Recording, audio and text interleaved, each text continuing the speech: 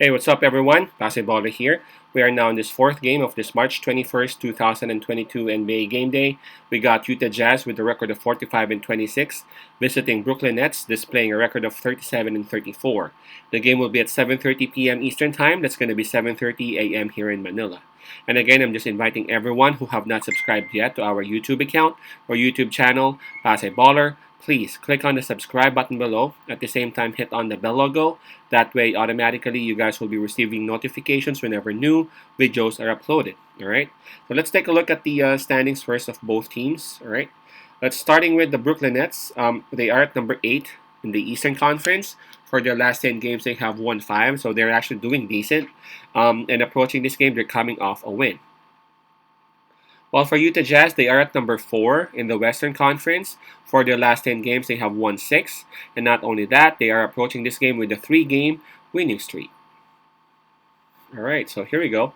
Brooklyn Nets, they have the advantage in terms of home court. While Utah Jazz, I'm going to give the advantage to them in terms of momentum. They have more wins for their last 10 games. At the same time, they are having this 3-game winning streak.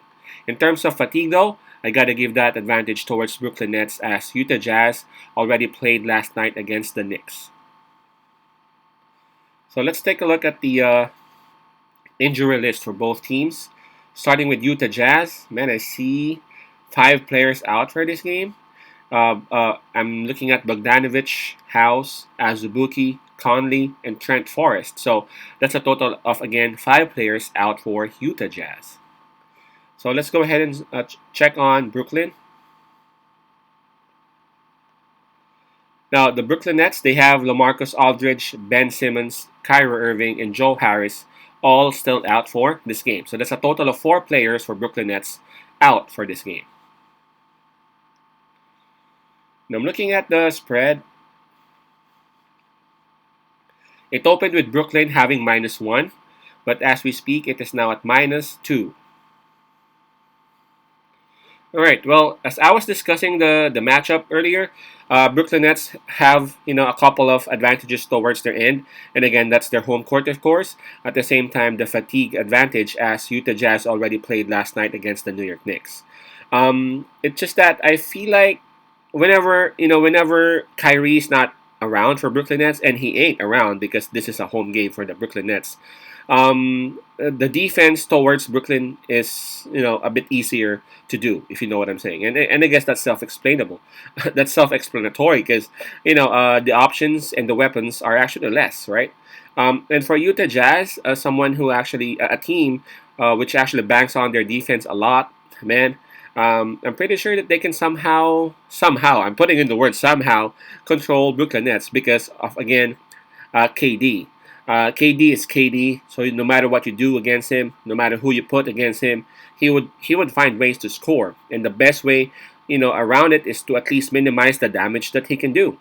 I know that a lot of people would actually choose Brooklyn Nets in this matchup, mainly because, again, Utah Jazz, they have several players out. At the same time, Utah Jazz already played last night against New York Knicks. But my take on it is that, again, since there's no Kyrie for Brooklyn Nets, I think Utah Jazz would somehow find a way to do it. Utah Jazz, they have Rudy Gobert. Rudy Gobert is actually playing. Whiteside even played last night, so I'm assuming that he would also play in this game. So with that said, they are actually in control of the paint. They can actually defend the paint. So all they really have to find find a solution for is to at least minimize the damage of those outside shooting that KD and his brothers would do. Again, with the paint in control by those two bigs of Utah Jazz, it's gonna be easier for them to at least minimize again what KD can do. I'm looking at the those who are left in the lineup of Utah Jazz because there are, like, I don't know, 5 players out for them. I think Rudy Gay or maybe Donovan Mitchell, they can actually put him in KD. I guess Gay is the better pick because Gay has the length to actually defend KD. Donovan Mitchell has a wider body, but he is a bit shorter as compared to KD, an almost 7-footer guy. Again, my pick on this one would be Utah Jazz. And again, I don't know, you guys, if you could remember, Brooklyn Nets almost lost to New York Knicks when they actually met. They lost by, I don't know, 3 points, I guess that was. And Utah Jazz dismantled the Knicks yesterday. So that's another thing that I'm actually holding on. So my pick on this one would be Utah Jazz +2. Who knows? Maybe it will be a close one by the Nets. But again, my pick, Utah Jazz +2. Peace out. Pase love and God bless.